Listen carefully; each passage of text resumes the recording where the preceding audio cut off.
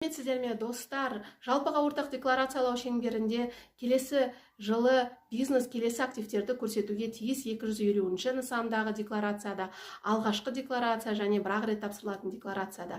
Бірақ бұл активтерді қай кезде көрсетеді? Ондай активтер бар болса, жоқ болса еш нәрсені көрсетпейді. Бұл шетелде орналасқан үйлер, жерлер, яхталар, көліктер шетелде орналасқан, шетелдегі банк счеттарында ақша қаражаттары 1000 есептік айлық көрсеткіштен асып кеткен жағдайда, инвестициялық алтыны болса, яғни 999 пробадағы таза алтын, шетелдегі компанияларға үлесші немесе құрылтайшы болып табылса, бағалы қағаздары, электронды активтер, яғни криптовалюталары бар болса, құрылысқа үлесші болатын болса, көрсетуге тиіс. Және де өзге де мүліктер 1000 есептік айлық көрсеткіштен бағасы асып кетсе, ол мүлікті бағалап көрсетуге болады.